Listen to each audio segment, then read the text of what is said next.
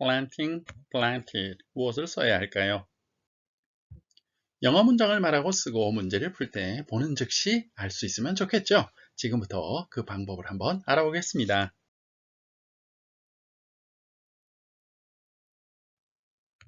예문으로 하나씩 알아보죠. planting, planted 무엇을 써야 할까요? 이 문제를 보는 즉시 풀거나 말하기 위해서는 ing 형태와 ed 형태, 현재 분사, 과거 분사라고 하는 것을 정확히 의미 구분을 할 수 있어야 됩니다. 문법적 용어는 모르셔도 괜찮아요. 자, ing 형태는 능동 진행의 의미를 갖는 형용사이고요. ed가 붙은 것은 수동 완료의 의미를 갖는 형용사입니다. 그 구분을 하면 별로 어렵지 않은 문제입니다. 한번 볼까요? 어떤 의미인지. New flowers in the garden. 정원의 새 꽃들은 자, 능동적으로 심고 있었어요 일까요? 수동적으로 심어졌어요 일까요? 당연히 꽃들은 심어져 있는 상태여야 되겠죠. 그리고 심어진 완료 상태여야 되겠죠. 따라서 수동 심어진 것, 그죠? 그리고 완료된 이미 심어진 이런 형태의 형용사, 과거 분사를 써야 의미가 통한다 라는 겁니다. 바로 이것이 수동태입니다. 그래서 영어에서 수동의 의미를 갖는 단어는 과거 분사 하나밖에 없어요. 모든 과거 분사는 수동 완료의 의미를 갖습니다. 따라서 수동 완료의 의미를 갖는 과거 분사 planted와 같은 pp를 형용사로 뒤에 쓰게 되면 뭐뭐해진, 그런데 동사가 되려면 뭐뭐해지다, 뭐뭐하게 되다 라고 동사의 의미까지 갖게 되려면 당연히 앞에 비동사를 써야 되겠죠. 왜? planted가 뭐뭐하게 된이라는 형용사라고 그랬잖아요. 그죠? 그러니까 동사가 없잖아요. planted를 형용사로 문장에다가 갖다 쓰게 되면 따라서 또 앞에 비동사 were 하고 썼죠. 이것이 수동태 동사는 비동사 플러스 pp다 라고 처음 영어를 배울 때 선생님들이 쉽게 설명하기 위해서 외워 뭐 이렇게 하시는 분들도 계시고 그렇습니다. 설명하기가 어렵다 보니까 뭐 그렇게 말씀하신 거예요. 틀린 건 아니죠. 그런데 그렇게 능동을 수동으로 전환해 비동사 플러스 pp로 외워서 써 라고 하다 보면 실전에서 우리 쓸 수 없게 되죠. 따라서 실전에서 사용하려면 문장의 의미를 나는 수동으로 또 완료된 상태로 표현하고 싶어. 그럴 때는 비동사, 여러분 비동사 의미가 존재나 상태를 일단 나타내요. 그 다음에 뒤에 완료된 상태를 표현한 형용사 갖다 붙이면 되겠죠. 영어에서는 완료된 상태에 수동의 의미 나타내는 형용사는 딱 한 가지밖에 없다고 그랬어요. ed 형태의 형용사 과거 분사라고 하는 이것밖에는 없어요. 따라서 뒤에 비동사 뒤에 pp 써버리면 자연스럽게 수동 완료의 의미의 문장이 되어버린다. 이렇게 받아들이셔야 수동 문장을 실전에서 자연스럽게 쓸 수 있다라는 겁니다. 자, 이제 수동태 문장의 형태와 의미 이해가 좀 되셨으면 좋겠고요. 위의 문장을 능동으로 한번 바꿔볼게요. 능동으로 바꾸면 왜 수동태 문장을 쓰는지 그것도 이해하게 돼요. 자, 위의 수동태 문장 New flowers in the garden were planted yesterday 에서 심다라는 것을 동사로 우리 한번 생각해 볼게요. 여기서는 지금 형용사예요. 과거분사 형용사. 근데 동사로 생각해 보면 심는 행위자가 있어야 되겠죠. 행위자가 문장 속에 보여요? 안 보이죠. 행위자가 없는데 어떻게 능동형 문장으로 능동태 문장으로 만들지? 없으니까 억지로 이제 갖다 붙여 볼게요. 누군가 모르겠지만 이렇게 써야 되겠죠. somebody 누군가가 그 다음 이제 동사로 plant를 쓰는 거죠. planted 과거니까 planted 심었어요. 바로 액티브한 능동태 문장이 됐습니다. 뭘 심었어요? new flowers 꽃들을 심었어요. 이렇게 능동태 문장이었던 거예요. 그런데 주어가 영어 문장에선 주어 동사가 핵심이죠. 전달하고자 하는 중요한 부분이에요. 그런데 누군지 몰라요. 그죠? 이런 문장을 우리는 수동태로 쓰죠. 뭐가 더 중요해요? 꽃들, 목적어가 더 중요해요. 이렇게 목적어가 더 중요한 경우에도 바로 수동태 형태의 문장으로 쓰게 된다. 자, 뒤에 수동태 문장, 좀 어렵고 까다로운 수동태 문장으로 쓰는 이유가 나와 있습니다. 끝까지 시청해 주시고요. 자, 그럼 다음 예문으로 한번 넘어가 볼게요. sing, sing. 무엇이 맞을까요? 자, 정답 바로 눈에 확 들어오죠? 영화가 능동적으로 이렇게 보고 있는 그런 진행 중인 상태였을까요? 아니면 보여진 완료된 그런 상태였을까요? 영화는 당연히 보여진 그런 수동의 완료 상태여야 되겠죠. 자, 전체 의미는 이렇게 될 것 같습니다. The movie was seen by 100 million viewers in 50 countries. 그 영화는 50개 국가에서 1억 명이 넘는 관객에 의해 관람이 되었어요. 이 문장을 능동으로 쓰게 되면 어떻게 될까요? 네, 행위자가 분명히 여기 나와 있어요. by 이하에. 그래서 행위자를 주어로 쓰면 능동이 될 텐데요. 100 million viewers in 50 countries saw the movie. 자, 그 영화는 50개 국가에 1억 명 넘는 관객들이 봤어요. 이렇게 능동적으로 과거동사 나오고요. 이렇게 목적어 이렇게 나오게 되겠죠. 이런 문장 같은 경우는 행위자가 명확하기 때문에 능동으로 써서 행위자를 강조할 수도 있고요. 아니면 영화를 좀 더 부각시키기 위해서 수동으로 그 영화는 말이야 관람됐어 이렇게 써도 수동으로 써도 문제가 없을 것 같아요. giving, given 무엇을 써야 할까요? 네, 의미상 한번 연결시켜 볼까요? Mary was giving. Mary는 주고 있었어요. 능동적으로. 의미 괜찮죠? Mary was given. Mary는 받았어요. 수동 완료. 괜찮죠? 여기까지만 보면 둘 다 쓸 수 있어요. 그럼 뒤로 한번 쭉 가볼까요? A huge bunch of flowers. 한 다발 꽃을 주고 있었어요. 받았어요. 여기까지도 괜찮아요. 자, 그래서 마지막 by someone. 만약에 이 문장에 by someone이 없다면 이 문장은 둘 다 쓸 수 있는 문장입니다. 물론 말할 때는 의도에 따라 하는 행위를 나타낼까 아니면 받은 완료 상태를 나타낼까에 따라 이제 둘 중 하나가 결정되겠지만 말이죠. 따라서 이런 문제를 낼 때는 by someone이 반드시 존재해야 이 문제는 성립을 할 겁니다. 그래서 given 해야 맞겠죠. 왜? 행위자가 누군지는 모르지만 뒤에 by someone 하고 나와 있잖아요. 그렇죠? 이 문장을 만약에 능동태로 쓴다면 이렇게 되겠죠. someone, 누군가가 자 액티브하게 줬어요. 뭘 줬어요? 메리에게 꽃 한 다발을 줬어요. 이런 문장이었을 겁니다.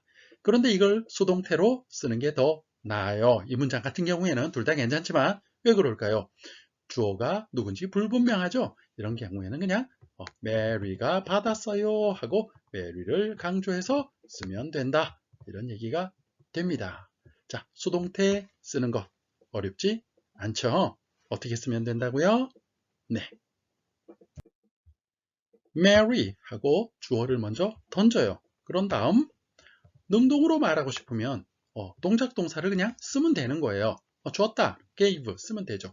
그런데 받았다 라고 수동으로 하고 싶어요. 그럼 상태 동사, 비동사를 쓴 다음에 어떤 상태에 이다, 어떤 상태에 있었다 쓴 다음 뒤에 수동을 나타내는 형용사 하나밖에 없다 그랬죠? 뭡니까? 과거분사 형태, 동사에 ed 붙이는 형태 given 하고 쓰면 바로 수동, 전달하고자 하는 의미가 수동의 의미가 되어버린다는 거죠. 간단해요. 그렇죠? 자, 그럼 내가 줬다 그러면 I gave 해버리면 되는데 액티브하게 그죠? 근데 나는 받았어 라고 하려면 I was given 해버리면 됩니다. 물론 난 받았다 할 때 I received 하고 주어 다음에 액티브하게 써도 능동 형태로 써도 의미가 똑같아지지만 말이죠. 이렇게 영어 문장은 능동으로 또는 수동으로 같은 비슷한 전달하고자 하는 의미가 같은 뉘앙스의 문장들이 많이 있어요. 조금씩 어떤 분위기 차이가 있을 뿐이죠. 그래서 전달하고자 하는 한 가지 의미의 하나의 문장만 존재한다. 이건 아니고 여러 가지가 있을 수 있으니까 우리는 연습하고 이런 방법 저런 방법 여러 가지 방법으로 연습 훈련하는 겁니다. 수동태에 대해서 좀 더 자세히 정리를 한번 해볼게요. 형태로 본 수동태입니다. 이것은 시험용으로에서는 이런 형태로 푸는 게 유용할 수도 있어요. 그래서 일단 참고하시고요. 시험용으로 이런 게 있구나 하는 거. 먼저 수동태를 만들기 위해서는 목적어를 주어로 써야 돼요. People carved the statue in the late 1720s 라는 문장에서 목적어, 바로 그 동상을 주어로 써서 그 동상이 하고 나오게 되죠. 두 번째, 동사를 비동사 플러스 과거분사 형태로 써요. 자, 수동태는 이렇게 생겼다 그랬죠? 이렇게 생길 수밖에 없는 이유. 왜요? 바로 과거분사가 수동을 나타내는 의미의 형용사고, 형용사가 오니까 앞에는 그런 상태가 된 비동사가 올 수밖에 없다 그랬어요. 그죠? 그래서 이런 형태가 수동태가 된다 그랬죠. 따라서 조각된 상태인데 그런 상태로 존재했다라고 be carved 수동 형태의 동사가 이렇게 만들어지고요. 그 다음 나머지 쭉 갖다 붙이면 돼요. 있는 그대로 in the late 1720s 그냥 써버리고 그 다음 마지막으로 주어는 제일 뒤로 가서 행위자, by 행위자, 대체로 by 행위자로 씁니다. 항상 전치사는 by는 아니에요. 수동태에서 굉장히 다양한 형태의 전치사들이 나옵니다. 다음에 또 그런 것들만 모아서 한번 다뤄보기로 하겠습니다. 자, 그래서 사람들에 의해서 되었다. 그렇죠? 조각이 되었다. 이렇게 수동태가 만들어지죠. 자, 의미로 살펴본 수동태 앞에서 예문을 통해서 우리가 문제를 풀어보면서 정리를 간단하게 했었는데요. 주어가 없거나 주어가 중요하지 않을 때 목적어를 주어로 써서 강조하는 관점에서 바로 그 문장이, 즉 주어가 완료된 상태를 나타내는 문장이 수동이라고 했습니다. 한 번 더 예문을 통해 정리해 볼게요.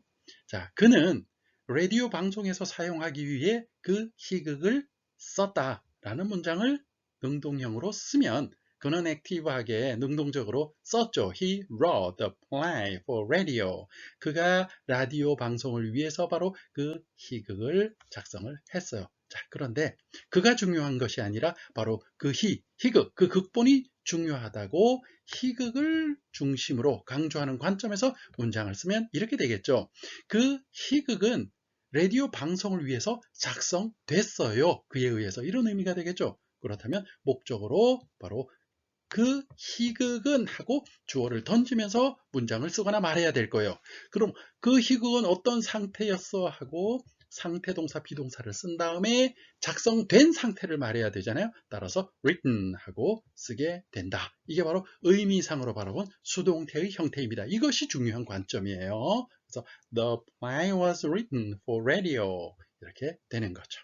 자, 그래서 다시 한번 강조합니다. 과거 완료로 쓴 형용사죠. 형용사는 수동 완료의 의미를 갖는다. 문장 속에서. 이것이 수동태의 핵심입니다. 우리가 잘 알고 있는 다른 사례 한번 볼까요? 여러분 감정 형용사라고 들어본 적 있죠? 사람의 감정을 나타내는 동사에서 ing 붙이거나 ed를 붙이면 형용사가 되잖아요. 이것을 우리는 감정 형용사라고 하는데 나는 아주 신났어 이럴 때 I am excited 이렇게 쓰죠. 여기서 내가 어떤 상태에 있냐면 말이야 형용사 흥분된 상태 수동의 의미면서 완료된 뭔가에 의해서 흥분된 상태를 나타내잖아요. 그래서 감정 형용사 수동의 의미를 나타내는 excited 이렇게 썼던 거죠. 자, 뭐에 흥분된 거예요? About the game. 자, 이렇게 전치사도 by가 아니라 다른 거 나올 수 있다고 했었죠. 이게 바로 수동의 의미의 형용사. 바로 수동태 형태입니다. 근데 우린 이런 문장은 수동태다 능동태다 이렇게 따지지 않고 아주 자연스럽게 쓰잖아요. I'm tired. 그렇죠? I'm bored. I'm interested. 이런 식으로. 바로 그게 수동태의 형태다. 거기서 온 것이다. 라고 보면 쉽게 이해가 될 겁니다. 자, 그래서 수동태를 자연스럽게 사용을 하려면 수동태의 형태와 의미를 그대로 받아들이면 됩니다. 어떻게 해요? 상태동사, 비동사 쓰고 뒤에 수동의 의미를 나타내는 과거분사 형용사만 턱 써주면 끝난다. 이런 얘기죠. 자, 수동태 세 번째 문제. 해석이 우리말로 조금 까다롭고 꼬이는 경우가 있죠. 수동태는. 그래서 이런 경우에 어떻게 해석을 할 것인가 하는 건데요. 여러분 다음 문장 한번 해석해 보시겠어요? 잠깐 동안.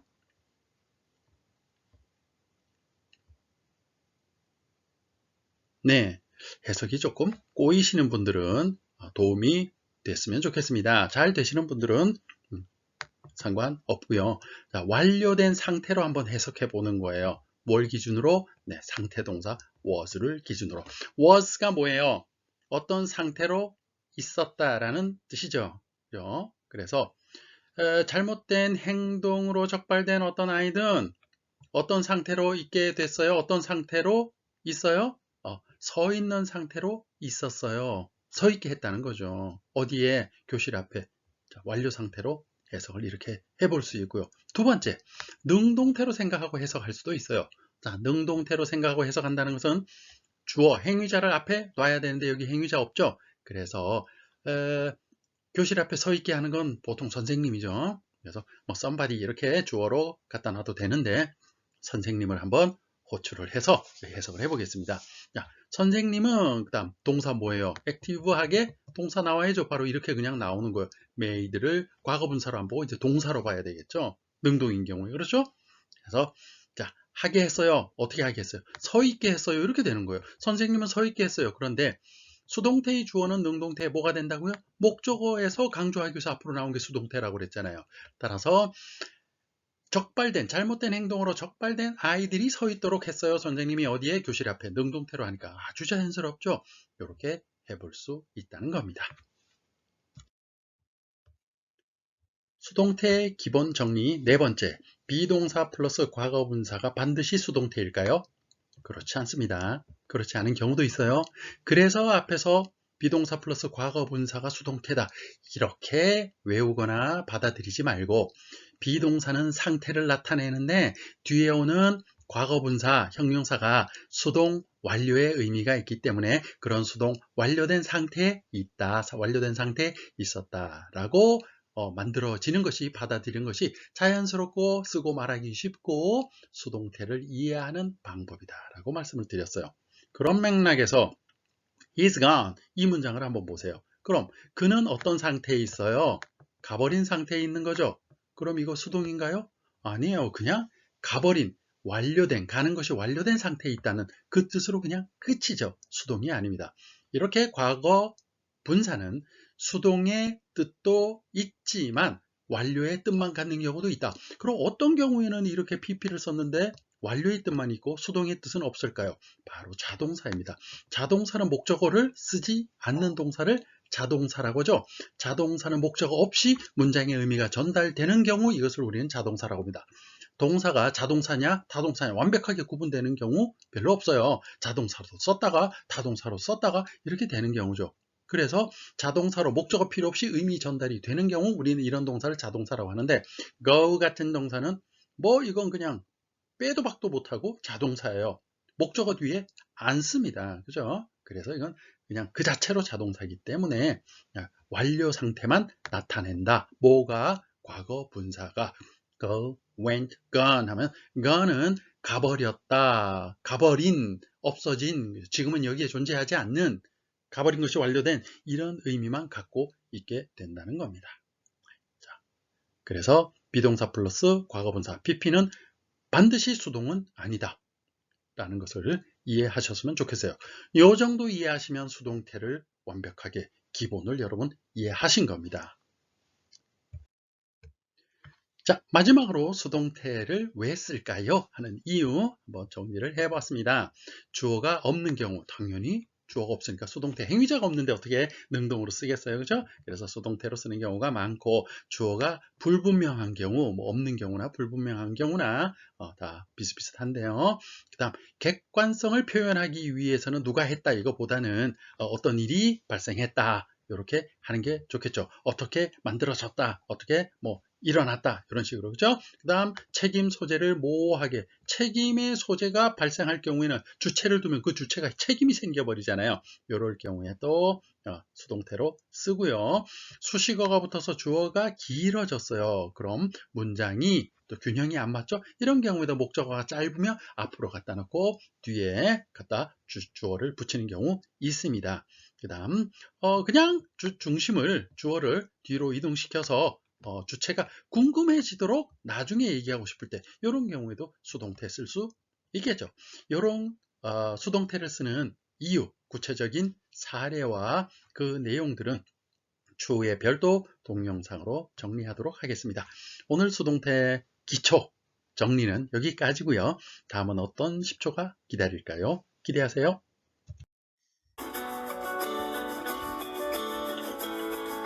구독, 알림, 좋아요 눌러주시면 최신 동영상을 먼저 볼 수 있습니다.